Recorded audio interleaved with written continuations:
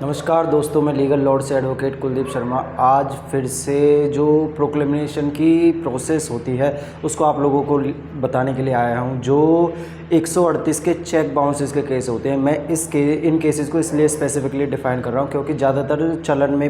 Practical life में ज़्यादातर cheque bounce के केसेस में ही पीओ के ऑर्डर देखने में आते हैं। पीओ के ऑर्डर होते क्या है, आप इन ऑर्डर्स को अगर एक्यूज्ड की साइड से हैं तो आप इनको चैलेंज किन ग्राउंड पर कर सकते हैं। सबसे पहले पीओ के ऑर्डर करने के लिए सबसे पहले बेलेबल वारंट होने चाहिए एक्यूज्ड के खिलाफ। बेलेबल के बाद non bailable warrant, non bailable warrant के बाद सेक्शन 82 ऑफ सीआरपीसी की जो प्रोसीडिंग्स होते हैं, यानी कि प्रोक्लेमेशन इशू की जाती है, उसमें 30 डेज़ का टाइम पीरियड दिया जाता है एक्यूज्ड को कि 30 दिन के अंदर या तो आप कोर्ट में हाजिर हो जाओ, नहीं तो आपको भगौड़ा घोषित कर दिया जाएगा। भगौड़ा को ही हम इंग्लिश में प्रोक्लेम्ड ऑफेंडर कहते हैं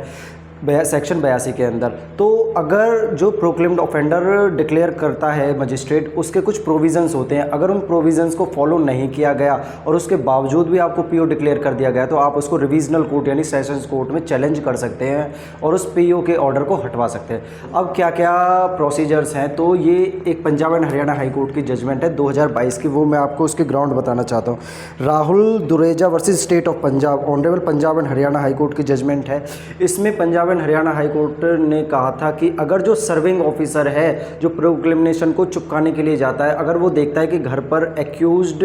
नहीं है तो क्या करना पड़ता है कि उसे जो वारंट है, जो पीओ के ऑर्डर है, वो चुपकाने पड़ते हैं घर के बाहर और कुछ ऐसे प्लेसेस पर जो कॉमन होते हैं जहाँ पर आमजन भी उस नोटिस को पढ़ सके।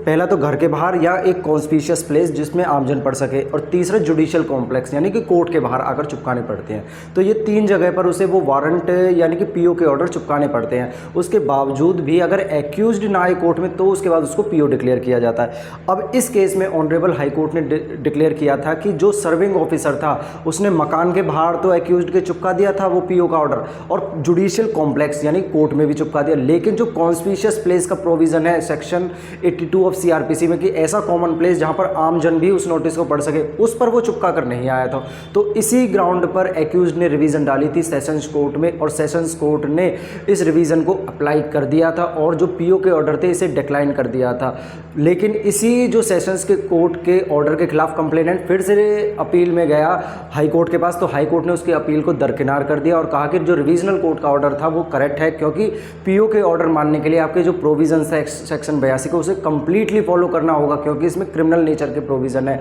और इसको स्ट्रिक्टली आपको फॉलो करना पड़ेगा। अगर सर्विंग ऑफिसर ने 3 जगह में से किसी एक जगह भी नोटिस नहीं चुपकाया है तो आपके ग्राउंड बनते हैं उस पीओ के ऑर्डर को हटवाने के, जो कि आप रिवीजनल कोर्ट के द्वारा हटवा सकते हैं, यहाँ की जैसे कि सेशंस कोर्ट ने हटाए थे। धन्यवाद।